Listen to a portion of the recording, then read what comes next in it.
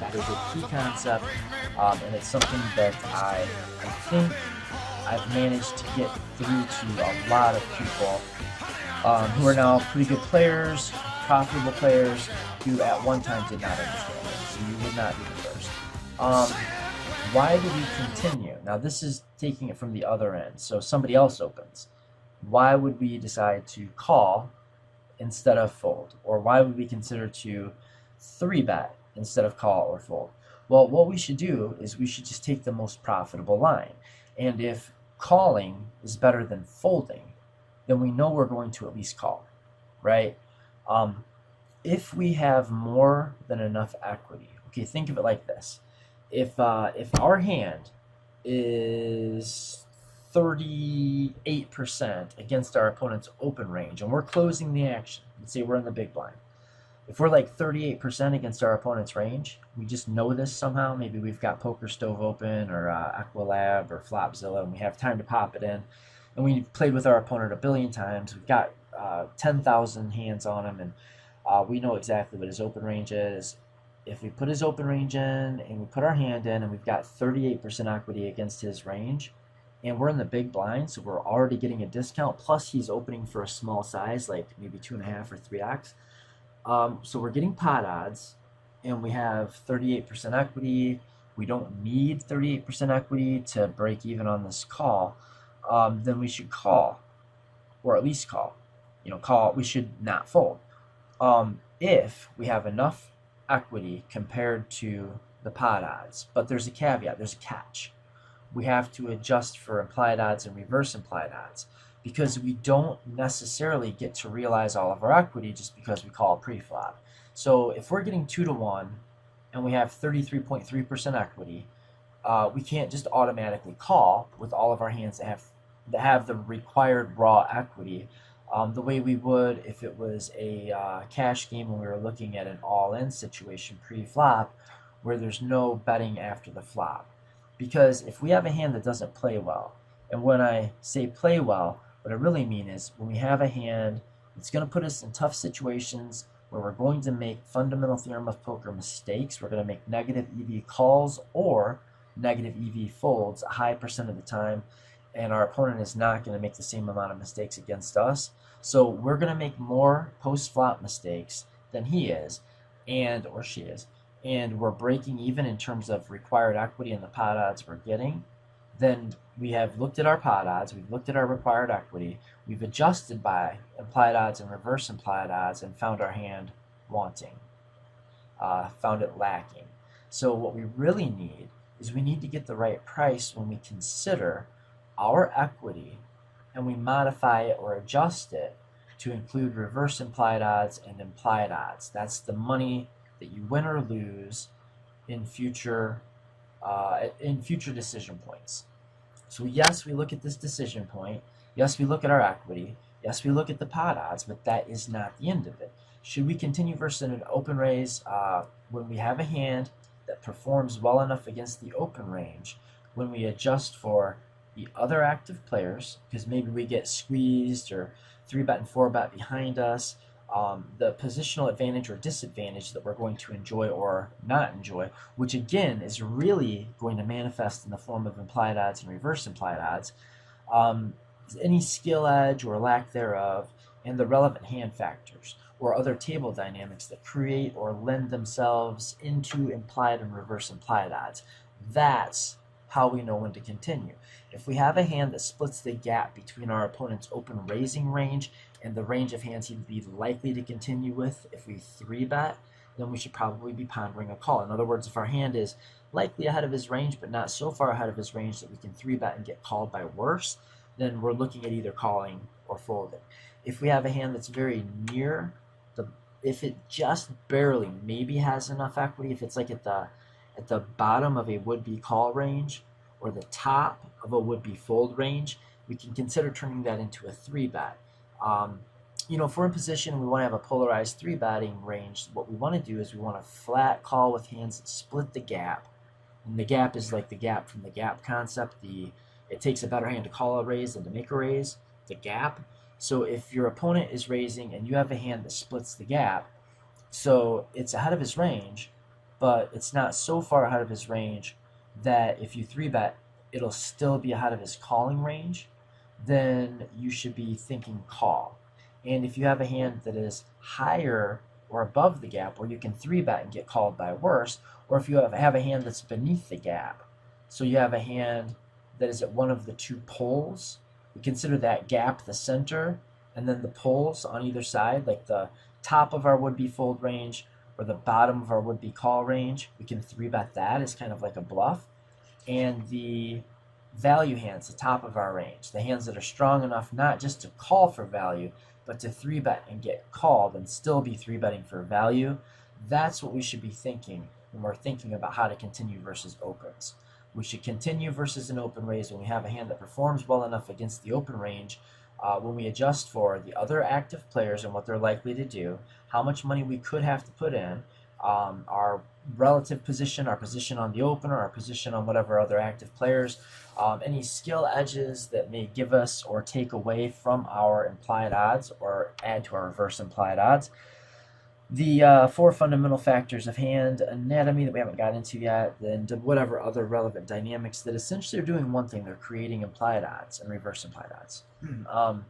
And again, that is just the money we expect to win and lose on future streets, on average. So why do some hands make more money than other hands post-flop? So why should we play some hands and not others? Now, there are some secondary factors that we're going to get into real quick, but the main reasons that you're going to play some hands and you're not going to play others, it comes down to something like this. Like, we're not going to play every hand, and if we don't think in these terms, then we're going to find ourselves sometimes playing hands with less value and folding hands with better value, and that doesn't make sense, right? That's one of the basic tenets of not making sense, is if you find yourself regularly folding a hand that is strictly greater than another hand that you find yourself playing, then you're giving way to emotion, or you're thinking wrong, or you're, getting bored, or just not paying attention. But what you should be looking for when you're rating how good your hand is and how likely it is to earn you money post-flop, you should be looking at its ability to dominate other hands, hands in your opponent's range. So if you're thinking about ISO raising or open raising, you need to think about domination. If the situation is when one player is dominated, that means that you both flopped a pair, but somebody has a better kicker. And so, like, if you have ace queen and I have ace king, and the flop comes ace 7 deuce, then I've made a good hand, and you've made a good second best hand. And it's really not great to make a good second best hand. And that's one of the reasons that hands like that have a lot of nut potential are coveted, or that they play so well, or that they're so effective in no limit hold'em. It's not just that they have so much equity, because a lot of times they don't. Like, maybe your pocket pair of, I don't know, fives only has 20 to, I don't know, like maybe high 20s% equity against an under the gun open raise range.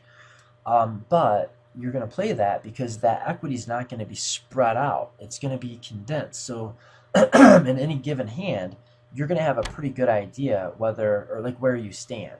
And if you know more or less where you stand, then when one player has made the best hand and the other player has made a good second best hand, then you're more often going to be the player that has made the good hand, the best hand, and your opponent will have made the second best hand. And there's nothing more expensive than, well, there are a few things in poker that are more expensive than making a good second best hand. So domination helps with your implied odds because it gives your opponent the opportunity to make mistakes against your hand. So if you have top pair, top kicker, and your opponent has top pair, second kicker, he's supposed to lose money to you. And the reason that your hand is profitable is because of its ability to put your opponent in situations where he's going to lose money to you. That seems clear enough, I would think. Nut potential is kind of like an exaggerated form of domination. Like the same thing that ace king does to ace queen and pocket aces do to ace king, on like king 7 deuce or ace 7 deuce or what have you. Pocket pairs, or to a lesser degree suited connectors, ace x suited type hands, hands that have a reasonable chance of flopping something close enough to the nuts that you're going to feel comfortable playing for stacks. Those hands kind of put the dominating hands into that same situation which is super powerful, but it doesn't happen as often. Like a pocket pair only flops a set, what, 12.5% of the time, something like that.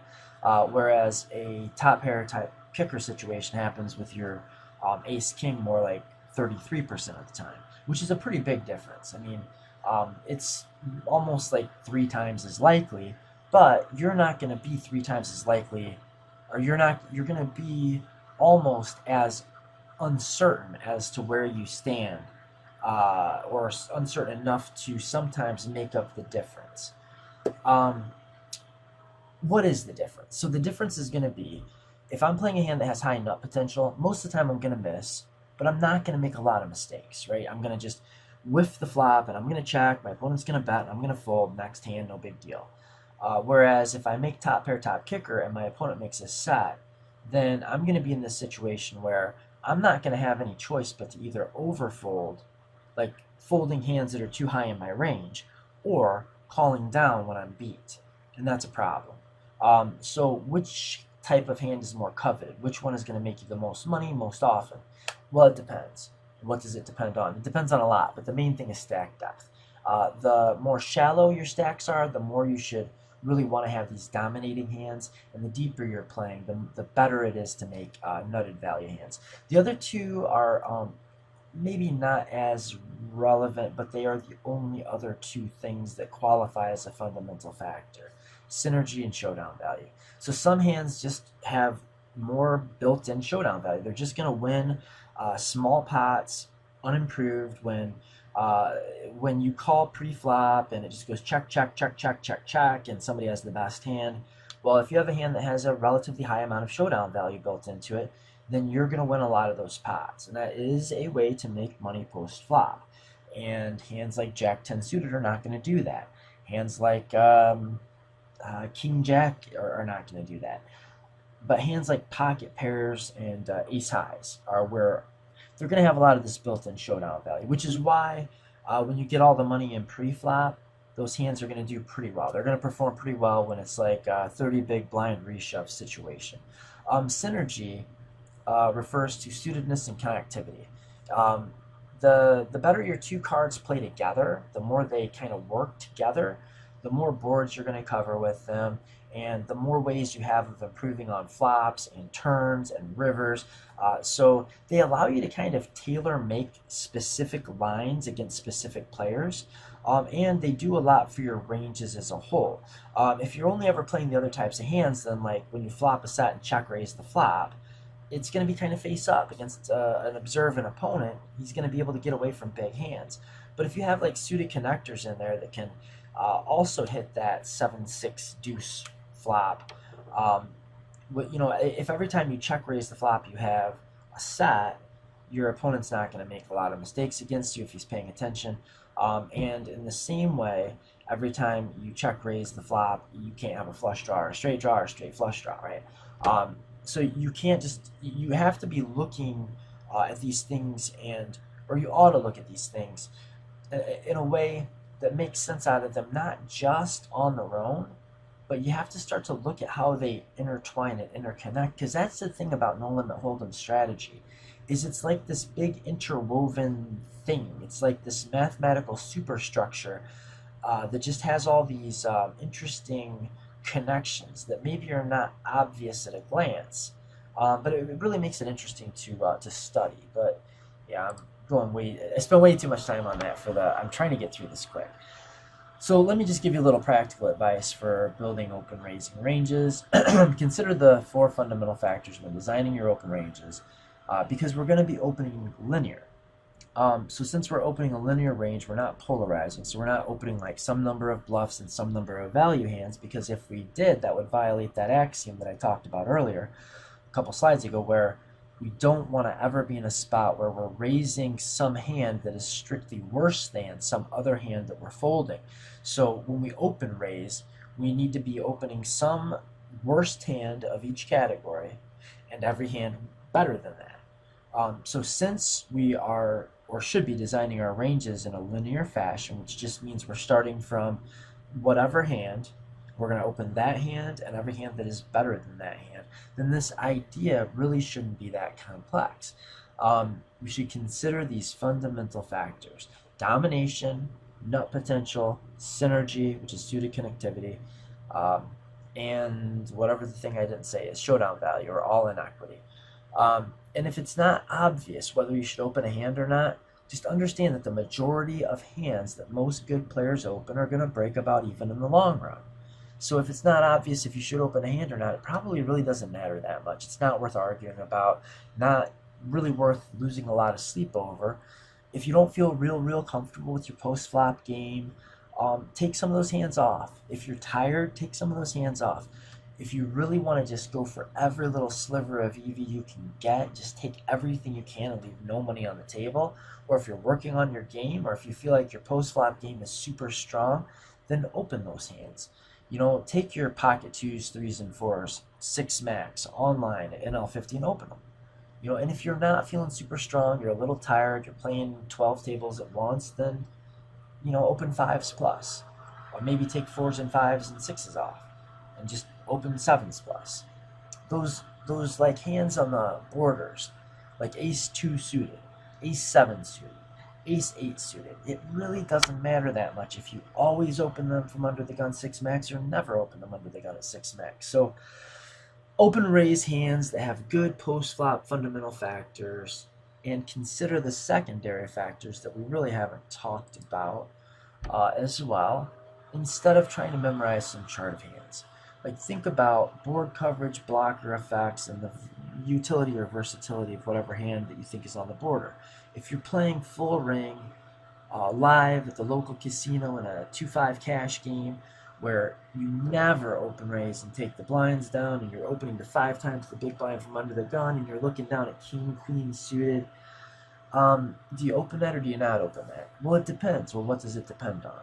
Well, it depends on how your opponents are going to play against you, but you do have good blockers with king, queen suited. You do have like relatively good domination. If you're playing against fish that never fold, you're going to get action by hands you dominate.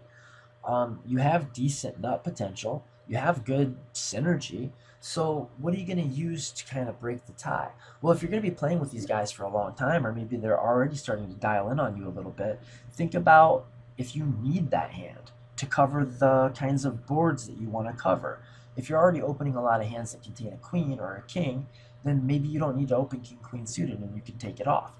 But one of the nice things about a hand like king queen suited is it does have this secondary factor of utility or versatility. Like, if you just don't have any idea how your opponents are going to play, but you do know that you're able to go like 3 or 4 times the big blind from under the gun, and sometimes you'll take the blinds down uncontested, then that might be a good time to splash king queen suited into your open raising range, because you have a hand that's got good utility, because it does have some domination, it does have some nut potential, it does have some suited connectivity, and it even has a little touch of showdown value. Sometimes king highs will win, especially if they're king queen highs, unimproved.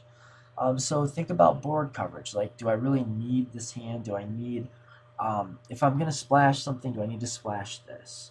Like, if I've been playing super tight, people are not giving me much action, so I want to widen my range because, number one, I want to start building some value for my big hands, and number two, I should be in a pretty plus EV steal situation because I've got a tight image.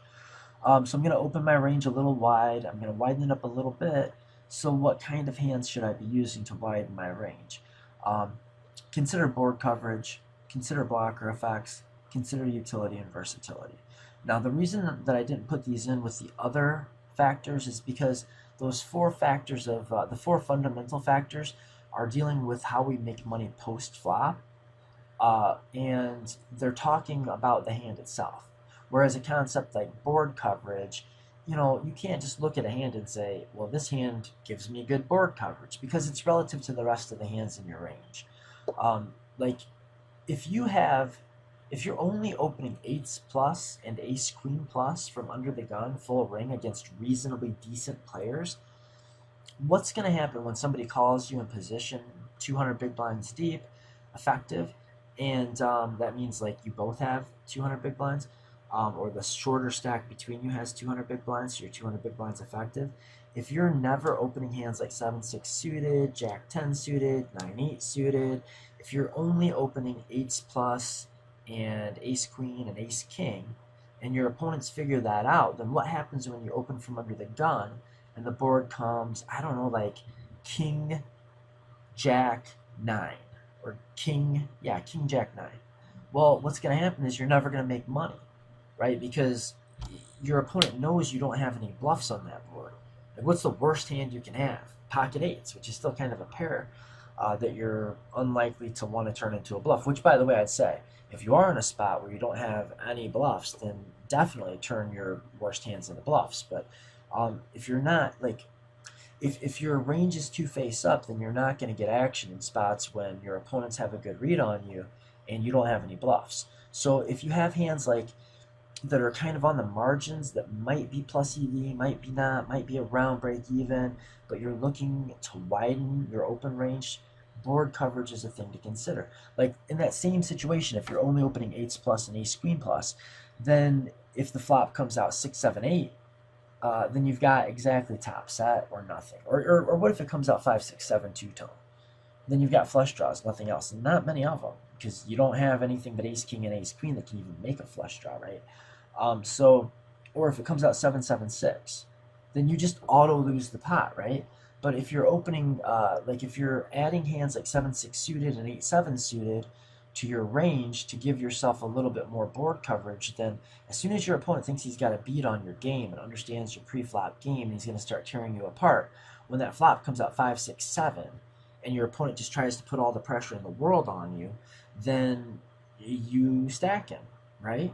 And the other end of that is using these hands that give you better board coverage also give you the ability to leverage these spots when it looks like you have no air, no bluffs, and you're never going to get action, because now all at once you're going to have 7, 6 suited and the flop's going to come ace, queen, 8 rainbow, and you're going to bet half the pot, or I don't know, a third of the pot, and your thinking opponent is just going to muck his hand thinking like, he's never bluffing, I can only beat a bluff, so I fold.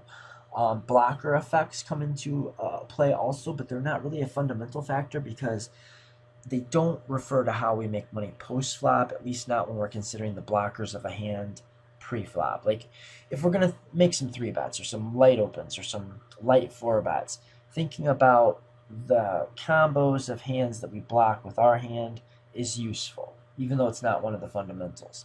A hand like ace-5 suited might make a good light 3-betting hand because if you have ace-5 suited, your opponent has far fewer potential combinations of pocket aces and slightly less combinations of ace-king and ace-queen. Constructing 3-bet ranges, cold call ranges, ISO ranges, and overlimping ranges. Okay, so 3-betting, it comes down to, should we be polarized or linear, balanced or X-heavy, meaning like value heavy or bluff heavy, and what types of hands do we use? In a nutshell, if we're in position, tend to be polarized. Basically, if we think we're going to get called very often, which we shouldn't be getting called very often if we're in position, because players should not be like open raising and then calling 3-bets, and if they are and they're doing that out of position, you're going to win anyway. You're going to take their money anyway, because you're playing a capped range out of position against a stronger and less capped range. You're playing a more, like, it's not going to work out well for them.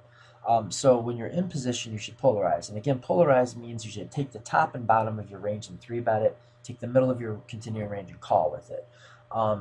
You should be 3-betting like your best value hands and the hands that are just on the verge between being strong enough to call and not. So would-be folds and would-be call. And this is about efficiency, which is a hallmark of no limit hold'em proficiency, or anything efficiency. If you're, or proficiency, like if the terms, when I'm talking about efficiency, I'm talking about the ideas waste not, want not, a place for everything and everything in its place. Now, I've done videos on this concept. Look up the pre-flop range utopia. Look up range utopia. I did a video called range. I think it's just range utopia, and then I did like range utopia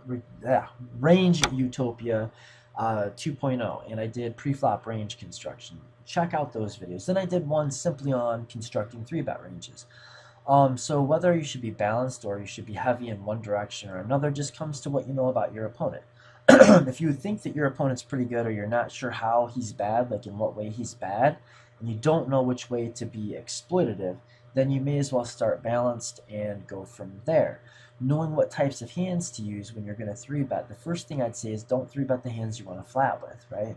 Now, if you're thinking you're going to get called more often than you're going to face a four bet, then you should pull the light hands, like the bluff hands, from the hands that you were going to fold that have decent post flop playability, like the suited connectors that aren't quite strong enough to call with, the suited aces that aren't quite strong enough to call with. Maybe the pocket pairs if you don't quite have well, that depends on a lot. My point is that if you think that your opponent's more likely to call you than he is to four bet you, you need to be thinking about the playability of your bluffs. Like, you're going to go post flop a lot, so suitedness means something, connectedness means something. Whereas if you really expect that your opponent is like almost never going to flat call, he's just going to come over the top or he's going to fold, then what matters most when it comes to the bluffs you choose are the blocker effects, because you're not going post flop anyway. So if your opponent's only going to four bet or fold, then the main thing you're worried about is your fold equity. And your fold equity improves when you have hands that block your opponent's value combos, like ace X and king X. If you're not sure, tend to use hands like your ace 2 suited, your ace wheel suited, like ace 2 suited through ace 5 suited, that are almost but not quite strong enough to call with. And then like maybe your ace 10 suited, if you're in a spot where it's not quite strong enough to call with ace 10 suited, you can 3-bet that, because that's got blockers and it's got relative decent playability. It's got decent equity when called. It's going to be not dead when you 3-bet as kind of a bluff and your opponent calls, and you're not wasting anything because you couldn't have called with it anyway. And that's the key. That's what polarization buys you. It widens your range by way of allowing you to flat with the maximum number of hands and 3-bet the maximum number of hands by not having any overlap or waste.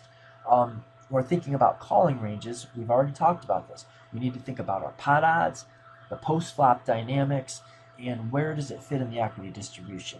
Is it on one of the poles where we should be thinking 3-bet or fold, or is it towards the gap? Is it more in the center where we should be thinking about continuing as a call or not at all? Over limp ranges. So when one or two players have already limped ahead of you, I think it's fine to go ahead and flick in a call with a lot of hands, especially against bad players. But when you're thinking about over limping some hands and isolating with some hands, and ISO raising means like when one or more players have limped in, then you come in for a pretty good size raise, like usually 4 times the big blind, or like 3x plus 1 per limper. So if 2 guys limp, maybe you make it 5x. And the idea here is you knock the players out that are yet to act mostly. You force them to have a really big hand to fold, and you take your hand, usually in position, against 1 or 2 bad players with probably a pretty weak range because they open limped, right? Like the first guy open limped, so he's probably bad at poker. The second guy over limped, so he probably doesn't have a big hand, and he might be bad at poker.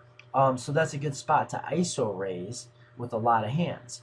But what hands specifically should we be using to ISO raise, and which hands should we be choosing to flick in a call and overlimp and take a flop within position with a very high stack to pot ratio, a low investment, and really like look to make a big score, right?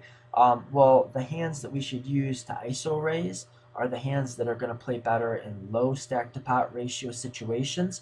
They're going to have a preference or a bias towards performing well in heads up pots. And that means that they're going to be higher in domination rating and showdown value. Kind of luckily, one of the ways that the strategy of No Limit Hold'em is interconnected and entwined is that the same things, the same factors that make a hand play very well with a large stack to pot ratio, a lot of money behind, that is to say,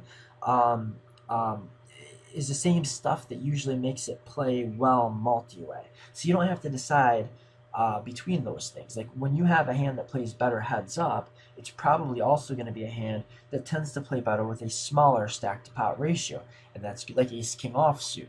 And that's good because both of those incentivize you to aggress, like to raise or 3-bet or 4-bet to knock out other players, make it less likely that you have to take it 3-way or multi-way, and create a small stack to pot ratio, so you don't have to worry about getting your top pair top kicker in a really bad reverse implied odds situation, because there's only going to be like 1 or 2 you're going to have an SPR, stack to pot ratio of like 1 or 2.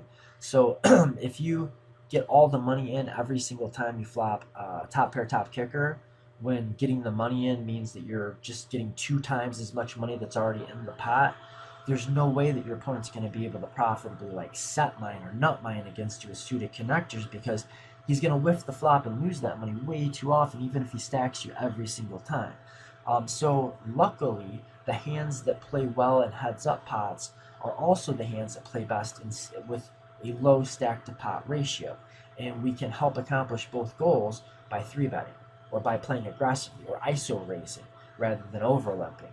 And also, there's this inverse relationship between fold equity and implied odds. Because basically, fold equity means your opponent is going to not call, and implied odds means your opponent's going to like not fold.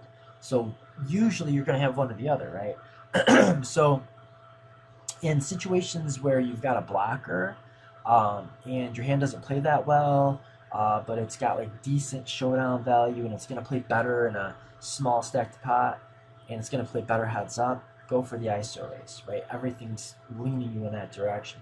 But when you've got a hand like a small pocket pair or like 8-7 suited, ace, I don't know, ace jacks, it depends. But like queen jack suited, jack 10 suited, 9-8 suited, pocket twos, you know, maybe ace 5 suited could go either way, I guess. Depends again.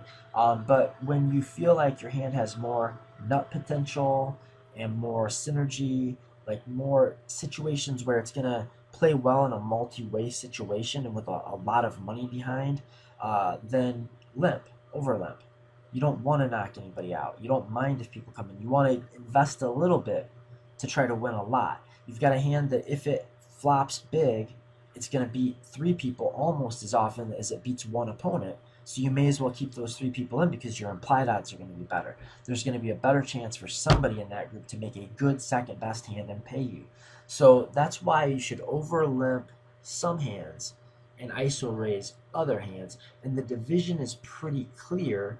It gets a little murky around like queen jack suited and ace 10 suited and ace 5 suited. But man, that was it. So until next time, guys, I hope you enjoyed the video. Let me know what you didn't like about it, and I'll be better next time, I promise.